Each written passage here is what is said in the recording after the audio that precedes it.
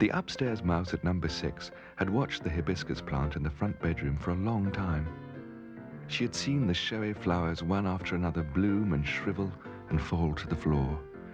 She used to sit behind the skirting board, thinking how she would go about it if she were a hibiscus flower. Sometimes when there was no one in the bedroom, she would run out onto the carpet and strike hibiscus poses in front of the full-length glass.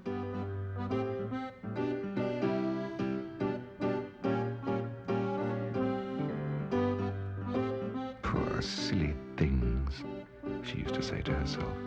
They're pretty enough, but they have no grasp. One after another they make the same mistake. They let go. The thing to do is, once you've bloomed, hold on.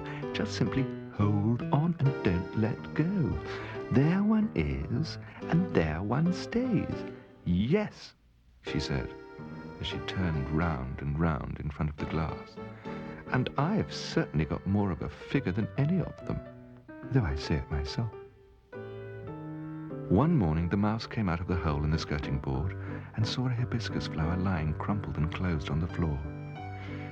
For a few moments the mouse paced back and forth, clasping and unclasping her paws. She stopped in front of the glass and looked at herself. "Today is the day," she said. The mouse went to the sewing basket and got a needle and thread. She stripped the pinky orange petals from the crumpled hibiscus flower, and out of them she made herself a stylish little frock.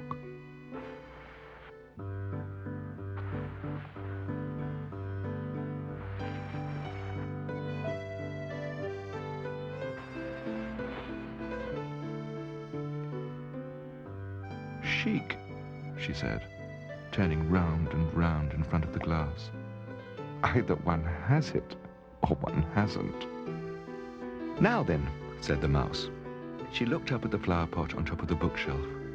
The graceful curving stem of the plant leant out to the open window, and its leaves all quivered in the autumn breeze. The mouse climbed up the bookshelf and into the flower pot.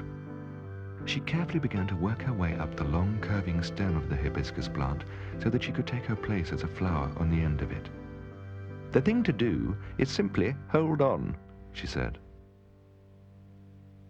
But the stem drooped and swayed with her weight.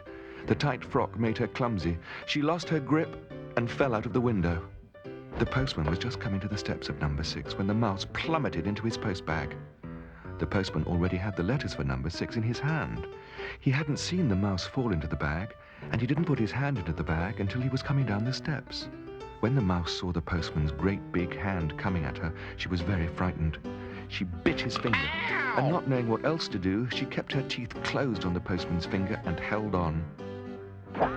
It was a Monday morning, and the owl in the plane tree was dozing where he always dozed on Monday mornings.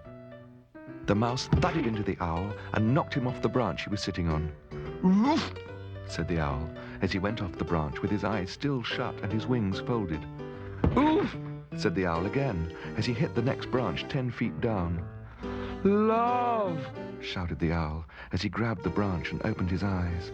"Love has hit me like a thud in the stomach. Love, love, where are you? Who is it?" He looked up and saw the mouse looking down at him. Not knowing what else to do, she was holding on to the branch the owl had fallen from. "Love!" shouted the owl. "Oh, the breakfast of your eyes." He meant to say brightness. The owl flew up and the mouse ran down the tree trunk as fast as she could, across the street, up the steps, under the door, and into number 6. Once inside the front door, she stopped to catch her breath.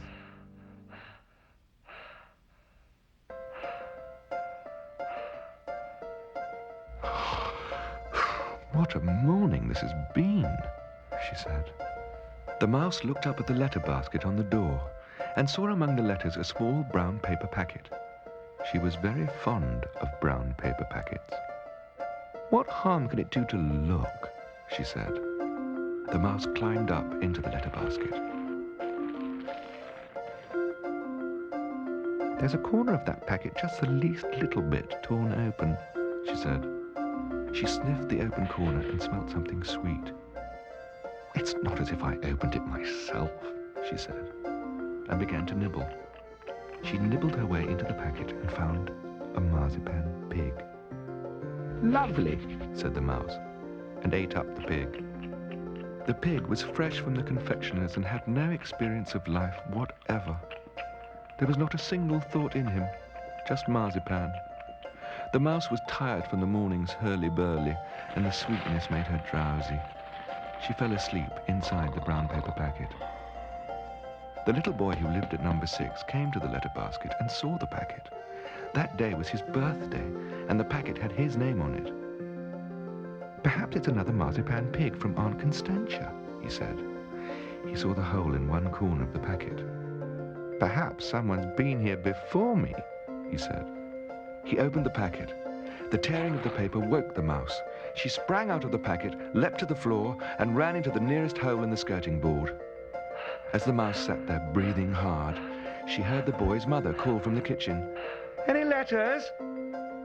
"3 for you and 1 for Dad," said the boy. "And a mouse in a pink frock for me, but she ran off." "A mouse in a pink frock?" said his mother. "Well, maybe she wanted to be a hibiscus," said the boy. "Not anymore," said the mouse, as she sat behind the skirting board. She did not take off her hibiscus petal frock, though. She went out that evening and did not get eaten by the owl. She was seen at 3 o'clock in the morning, dancing on the embankment by the Albert Bridge.